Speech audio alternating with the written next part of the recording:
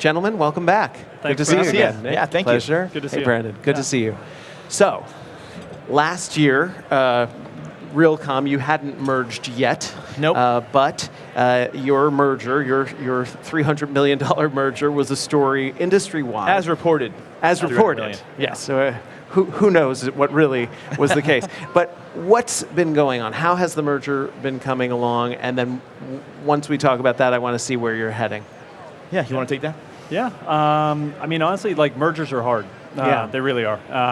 But I would say, given that, I mean, I think it's actually probably going better than expected. I mean, we kind of knew going into this that a few things had to be true. Like Nick and I had to like each other and get along because the culture fit, issue is just so important to us, and it kind of starts from the top. Yeah.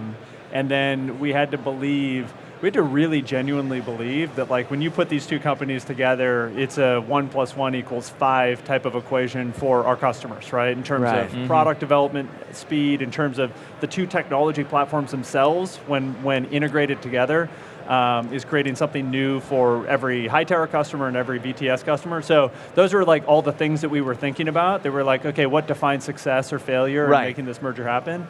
And we're 6 months in, and we're ahead of schedule. It's still hard, but ahead of schedule. Let me ask you this. It's a different question, but what have the both of you learned, either individually or as a team, about merging big groups of people? What have been some of the lessons? Question. Yeah, I think one, going into this, I would say every person we spoke to said, yeah, these never work. And there's just so few private-to-private mergers. Yeah.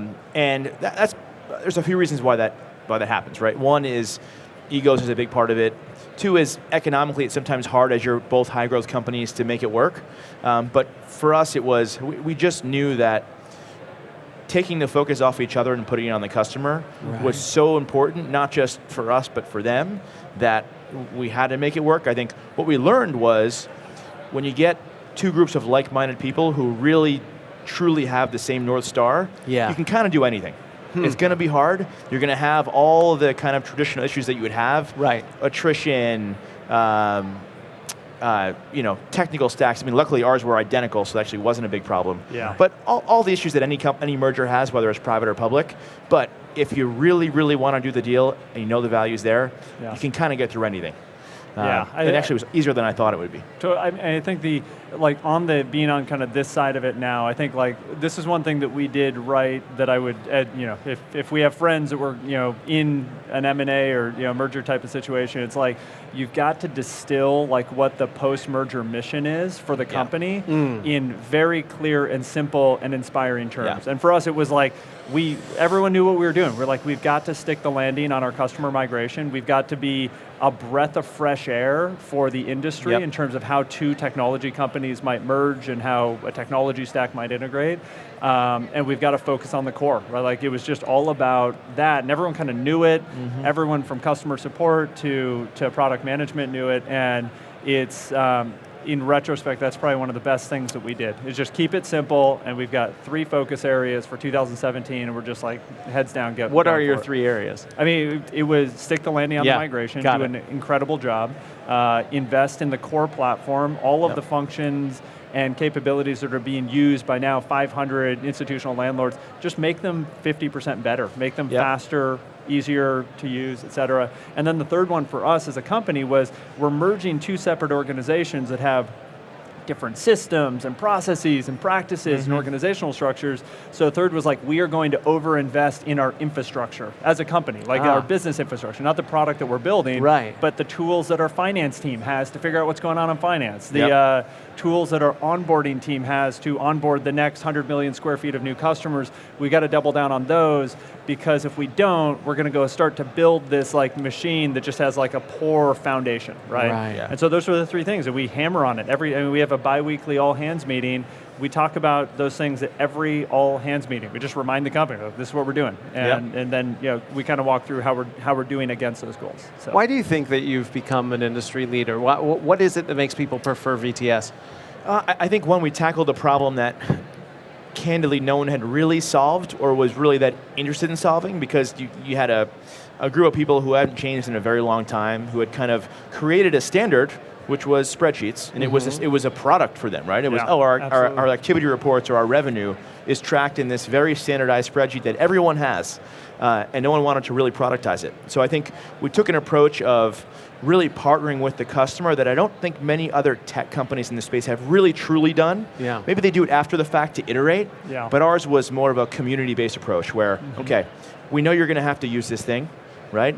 And we want to build it together so that you feel you have ownership, and then it really does the things that you want it to do in a way that makes sense. Because saving someone a little bit of time to get them onto a piece of technology doesn't really work. Right. Yeah. You got to save them a lot of time. And we knew that. If we told an asset manager or a broker, we think we can shave five minutes a week off here, they would say, get out of my office. Right? Right. If we said we can save 3 hours a week, that's interesting. Right. Yeah. So to do that, you really had to partner with the clients. And also, I think not just improve workflow and save time, but prove that the ROI was revenue generation. We're going to get your tenants in place and your deals done faster, and there's real dollars and cents behind that. Because at the end of the day, from the business side of this industry, that's what they really care about. Sure. Make me money. If you don't, I don't really give a crap. Yeah, no, totally. And I think like in spirit of that, I mean, from a product standpoint, the reason I think it's caught fire and something that we need to continue just doubling down on is just, it was just all about user experience and all about the end user, not the economic buyer, not the, the CIO, et cetera. We focus first on how do we make the broker and asset manager the end user who's actually going to be spending 8 to 10 hours a week in the product, how do we make them champions? And it really all just came down to user experience. So like, that's actually like an inverted model of software development in many ways, where kind of historically you'd hear a lot of, and we've got this great dashboard for the leader, and this is what they're going to get.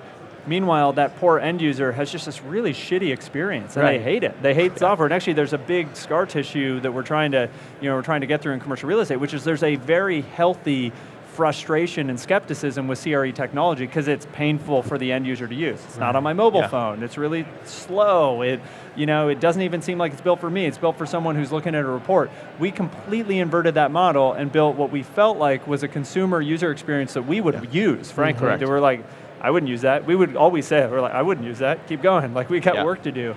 And that's been massive for us. And it's like captured the imagination of like all of our users and customers who are like, this is the first time I've actually wanted to use a piece of software. And so now as we scale, we can't lose sight of that. Like we had user experience first, make it awesome for the end user.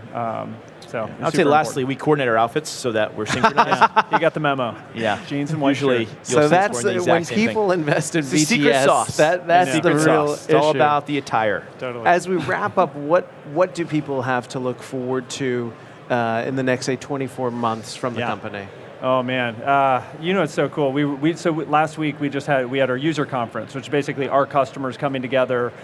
We had 300 commercial landlords from around the world. We had the top 5-6 brokerage firms, and we spent a lot of time actually in that conference talking about our vision and whatnot. And I think one thing that I hit on in kind of my part of the keynote, it's just like now the two companies have come together. We're 6 months into the merger, and I can say unequivocally, like, I have never, since founding Hightower, have never been more focused, have never felt like we have more focus and have a stronger point of view on like what we want to be when we grow up and like the value that we want to deliver for the industry. So that's very exciting. And I think where we're going now, just kind of more specifically, Nick hit on it. It's like revenue.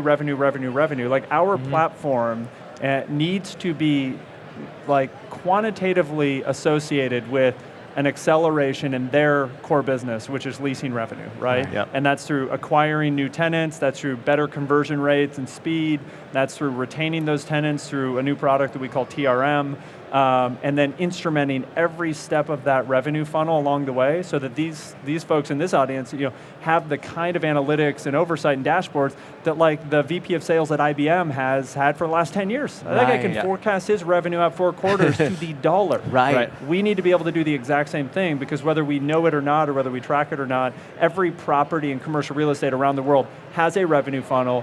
It could be optimized, it could be instrumented, and we're going to do it. So I'll leave you with a data point we ran yesterday. We have $160 billion of deal flow, of transactions being tracked in VTS. No other system on earth has ever had that in this industry. Yeah. The amount of data and predictability that we're going to derive from that and provide back to our customers is going to change the market.